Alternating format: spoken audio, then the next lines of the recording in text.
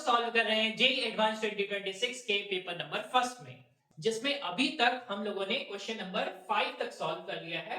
आज बारी है क्वेश्चन नंबर 6 की। क्वेश्चन नंबर 6 का अगर मैं टॉपिक की बात करूं कि ये किस टॉपिक से क्वेश्चन बना हुआ है, ये बना हुआ है प्रोजेक्टाइल मोशन से। ठीक है, जो हम लोग मोशन इन प्लेन वाला चैप्टर पढ़ते हैं ना, उससे लिया गया है। ये डायग्राम मैंने ऑलरेडी बोर्ड पर बना रखा है, उनके ऑप्शंस भी मैंने लिख रखे हैं, option A B C and D. चारों ऑप्शंस की बात करने से पहले मैं क्वेश्चन पहले पढ़ देता हूं, फिर ऑप्शंस पर बात करेंगे। ये भी बात करेंगे कौन सा ऑप्शन सही होगा, ये भी बात करेंगे कौन सा ऑप्शन सही नहीं होगा। ठीक है, और क्यों नहीं होगा। तो सबसे पहले मैं क्वेश्चन पढ़ने जा रहा हूं। That question is a particle is throne with the velocity of v। एक पार्टिकल को v वेलोसिटी से थ्रो किया जा रहा है at a point o point से, जो कि एट एन एंगल थीटा बना रहे हैं किससे, हॉरिजॉन्टल प्लेन से, such that it passes through the point P। इस तरीके से फेंका जाए कि वो P पॉइंट से पास होकर जाए। आगे लिखा है at a height of 1 metre. इस P पॉइंट की पोजीशन दे रखी है कहां से, इस हॉरिजॉन्टल लाइन से 1 मीटर ऊपर, और इस पॉइंट O से horizontal distance that is 5 metre पर। ये पॉइंट है, इसी पॉइंट से उस प्रोजेक्टाइल को पास होना है।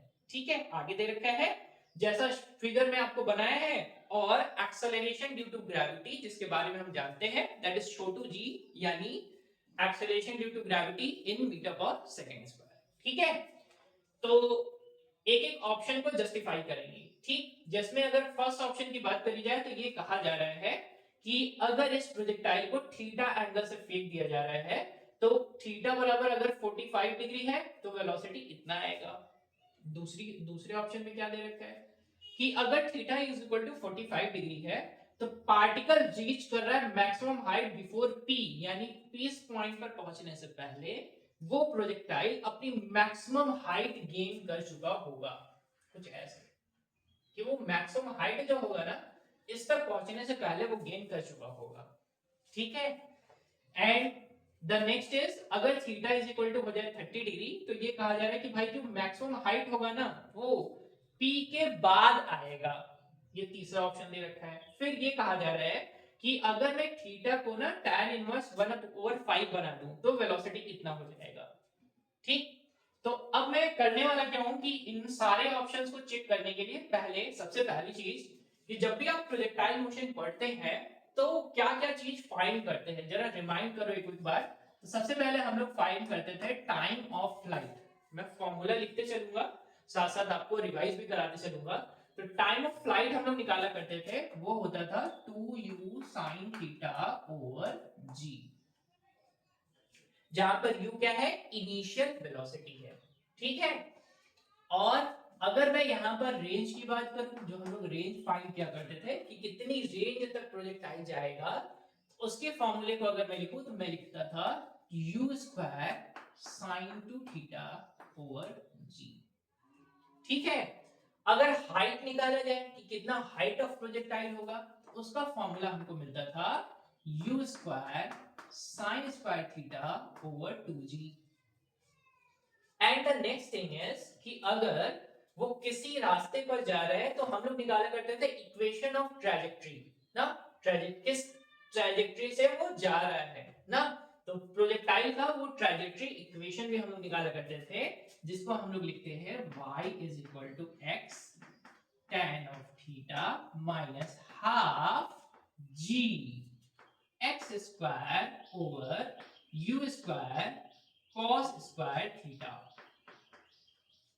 ये हो गया, दैट इज वो ट्रैजेक्टरी का इक्वेशन जिस रास्ते से वो जा रहा है, जहां पर y क्या है, दिस इज y, x क्या है, दिस इज x। ठीक है, अब क्या करते हैं, एक और रिलेशन हमको पता होता है। क्या पता होता है, अगर मैं हाइट मैक्सिमम निकालना चाहता हूं तो मुझे ये मिलता था कि भाई रेंज का जो मैक्सिमम वैल्यू होगा उसका जस्ट हाफ कर दिया जाए। ठीक है, तो ये हमको एक रिलेशन और मिलता था। तो टोटल कितने रिलेशंस हमको प्रोजेक्टाइल मोशन में मिलते थे, एक ये मिलता था, ये मिलता था, ये और ये। ठीक है, अब क्या करते हैं, बारी बारी से ऑप्शंस को चेक करते हैं कि हमारे पास जो ऑप्शंस गिवन है कौन सा ऑप्शन सही होगा, तो सबसे पहले ऑप्शन ए को वेरीफाई करते हैं। जरा देखो, ये मुझे पता है कि थीटा को ना 45 डिग्री पर ही फेंका जा रहा है, यानी प्रोजेक्टाइल को 45 डिग्री पर फेंका जा रहा है। तो P तक पहुंचना है, तो P पॉइंट के कोऑर्डिनेट्स हमको पता है। क्या क्या पता है मुझे? That is y is equal to 1 पता है, और x इज इक्वल टू कितना पता है? 5 पता है। tan theta it means we have to put tan 45 degree. आगे चलते हैं थोड़ा, that is minus half g x square. X is equal to अगर 5 है तो उसका स्क्वायर कर देंगे तो हो जाएगा 25 ओवर यू स्क्वायर यानी इनिशियल वेलोसिटी। यहां पर इनिशियल वेलोसिटी दे रखा है v, तो हम सेट कर देते हैं, वो हो जाएगा v square cos square 45 degree. ठीक है, अब क्या करते हैं, tan 45 बच्चों हम लोग जानते हैं, tan 45 कितना होता है? tan 45 degree is equal to होता है 1। अगर cos 45 की बात करें तो वो होता है कितना? That is 1 over root of 2। अगर इसका स्क्वायर करेंगे तो cos square 45 degree is equal to हो जाएगा 1 ओवर 2। अब क्या करें, इस सभी को ना उठाकर रख देते हैं यहाँ पर, तो ये हो जाएगा 1 इज इक्वल टू 5 tan 45 तो 1 ही है, minus half g x square means 25 over v square वैसे ही रहेगा, cos स्क्वायर 45 डिग्री का मतलब 1 ओवर 2। 2 and 2 gets cancel. इसको अगर आप चाहे सॉल्व करना चाहते हैं तो इसको इस तरफ लेकर आइए, इसको इस तरफ लेकर चले जाते हैं, आप चाहे जैसे भी सॉल्व कर सकते हैं। तो ये हो जाएगा 4 is equal to 25 g over v square over v square, ये आपके पास बच जाएगा सिर्फ। अभी क्या करें, v स्क्वायर को इधर लाते हैं, 4 इधर आ जाएगा, तो v square is equal to आ जाएगा 25 जी ओवर 4। तो देखो क्या आपके ऑप्शन 1 से मैच कर रहा है क्या? वेलोसिटी कुछ ऐसा ही निकल रहा है, तो ये हो जाएगा that is 5 root of g over 2 metre पर। ये किसका वैल्यू हो जाएगा? वेलोसिटी। ठीक है, तो ऑप्शन 1 तो हमको सही लग रहा है, क्योंकि हमने सभी कुछ रखने के बाद जब वैल्यू फाइंड करी है तो वेलोसिटी का वैल्यू आ गया है। ठीक है, तो इस हिसाब से ऑप्शन 1 क्या है आपका? करेक्ट है। ठीक है बच्चों, मुझे लग रहा है कि ये आपको समझ में आ रहा है। सिंपल सा आपको इक्वेशन की इतनी जानकारी है, आपको बस यही रखना है, वैल्यूज को रखकर चेक कर लेना है वेदर कौन सा ऑप्शन सही है और कौन सा ऑप्शन गलत है। तो फर्स्ट ऑप्शन निकला सही। अब चेक करते हैं सेकंड ऑप्शन को। चलिए सेकंड ऑप्शन चेक किया जाए, दैट ऑप्शन नंबर बी।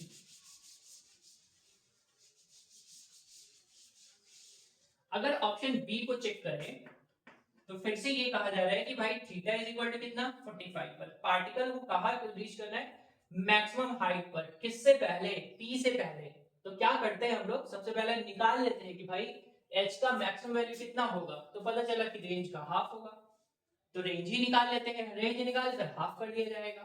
ठीक है, तो अगर मैं रेंज निकाल लूं तो रेंज का फॉर्मूला ये रहा, that is range is equal to u square की जगह पर कितना आया था आपके पास? दैट इज v आपको मिल चुका था 5 रूट ऑफ जी ओवर 2। ठीक है, ये मिल चुका था, और इसी को क्या करेंगे, स्क्वायर कर देंगे तो हो जाएगा दैट इज v स्क्वायर, यानी जो मेरे पास आ गया था मैं फिर से लिख देता हूं, v square is equal to 25 g over 4। क्या करते हैं, यही पे रखते हैं, that is 25 g over 4 sine 2 theta, ये हो जाएगा 90 इज इक्वल टू 1। ये रहा g, ये रहा g, g and g gets cancel, it is 25 over 4। r का वैल्यू आ गया, दैट इज इक्वल टू, अगर इसको सॉल्व करें तो ये आ जाएगा 6.25 मीटर। तो मैक्सिमम रेंज आपको बच्चों पता चल चुका है, कितना पता चल चुका है? That is 6.25 metre. अभी क्या करें, जस्ट हाफ कर देते हैं, तो ये रेंज का मैक्सिमम वैल्यू है, तो h मैक्स मुझे मिल जाएगा दैट इज 6.25 ओवर कितना? 2, दैट इज 3.125 मीटर। अब देखो, ये पॉइंट से ये पॉइंट ये 5 मीटर है, और उससे पहले अगर मैं रेंज की बात करूं तो हॉरिजॉन्टल रेंज से मुझे जस्ट हाफ से मिल गया है, दैट इज यहां इसी पॉइंट पर उसका मैक्सिमम हाइट होगा। ठीक है, तो अभी क्या करें, ये डिस्टेंस कितनी है सर 3.125 और ये कितना है 3.125, करेक्ट। तो ये पता चला कि भाई यहाँ पर से पहले ही मैक्सिमम हाइट वो पहुंच चुका है। तो मतलब ये इसका कंक्लूजन निकलता है यहाँ से कि ये वाला ऑप्शन भी सही है, क्योंकि P पर पहुंचने से पहले पार्टिकल मैक्सिमम हाइट तक पहुंच चुका है, करेक्ट।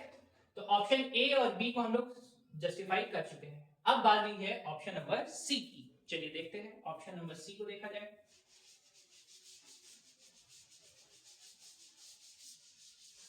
अगर ऑप्शन सी की बात करते हैं हम लोग, तो सेम अभी थीटा को चेंज कर देना अपने लोगों को। तो सी, अगर थीटा चेंज होगा तो वेलोसिटी भी चेंज हो जाएगी। तो ट्रैजेक्टरी की इक्वेशन में अगर हम सेट करें तो वो हो जाएगा 1 is equal to 5 tan of 30 degree minus half g x square means 25 over v का स्क्वायर cos स्क्वायर 30 डिग्री। ठीक है, आपको अच्छे तरीके से पता होना चाहिए tan 30 is equal to 1 over root of 3 होता है। अगर cos ऑफ 30 डिग्री की बात करें तो वो होता है रूट 3 ओवर 2। ठीक, cos स्क्वायर 30 कर देते हैं तो ये हो जाएगा that is 3 over 4। Sir values को उठाकर सेट कर देते हैं। तो ये आ जाएगा 1 minus 1 is equal to 5 up over root of 3 minus 1 over 2 g into 25 upon v square into 3 over 4। जो कटने वाले लोग हैं काट दीजिए फटाफट। ये कट जाएगा 2 and 2 से कट जाएगा, ये ऊपर चला जाएगा, हो जाएगा 50। तो मैं इस इक्वेशन को फिर से लिखता हूँ 1 is equal to 5 over root of 3 minus 25 की जगह पर हो जाएगा 50g over 3v का स्क्वायर, करेक्ट। इस टर्म को लेकर आइए इधर, तो मैं इसको कर देता हूं 50g ओवर 3v का square is equal to 5 upon root of 3 minus 1। ठीक है, इनको सॉल्व करेंगे तो हो जाएगा 5 minus root of 3 over root of 3। 3 and इसको कट कर दीजिए तो ये हो जाएगा रूट ऑफ 3। v स्क्वायर को अपने लोगों को निकालना है तो हो जाएगा 50g ओवर रूट ऑफ 3, ये हो जाएगा that is 5 minus root of 3 is equal to v का स्क्वायर। ठीक है, ये निकल चुका है दैट इज वेलोसिटी। अब क्या करते हैं, अपने पास सारी इक्वेशंस पता है, रेंज निकालेंगे। रेंज निकालने के बाद जस्ट उसका क्या कर देते हैं, हाफ कर देते हैं। तो रेंज निकाला जाए, चलिए तो रेंज निकालते हैं।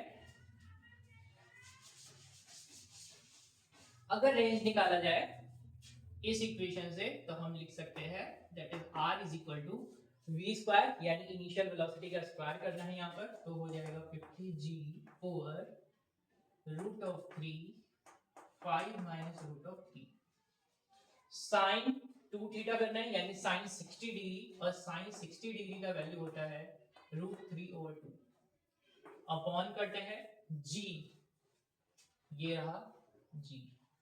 ठीक है, जो कटने वाला है उसको काट दीजिए फटाफट। तो ये g और ये g से कट जाएगा, ये हो जाएगा 25 और ये भी कट जाने वाला रूट ऑफ 3। ठीक है, और मेरे पास और कुछ बचा है क्या, हाँ ये रेंज हो जाएगा, तो रेंज ऐसे ही निकाल लेते हैं।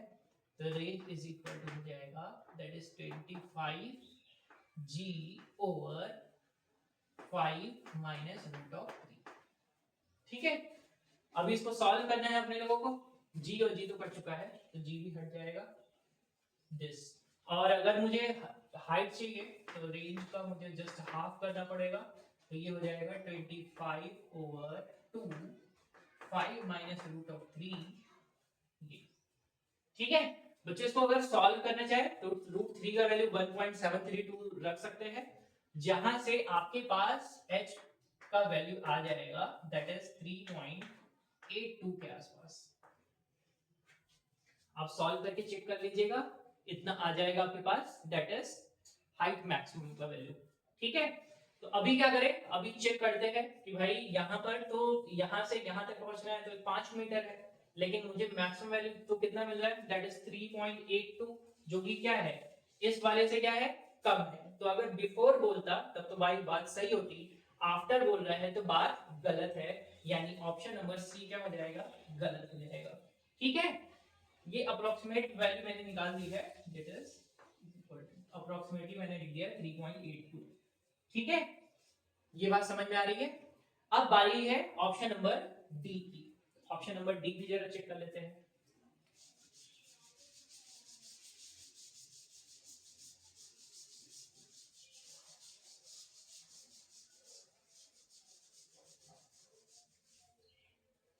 अगर ऑप्शन नंबर डी देखा जाए तो डी में सिंपल सा है, थीटा दे रखा है।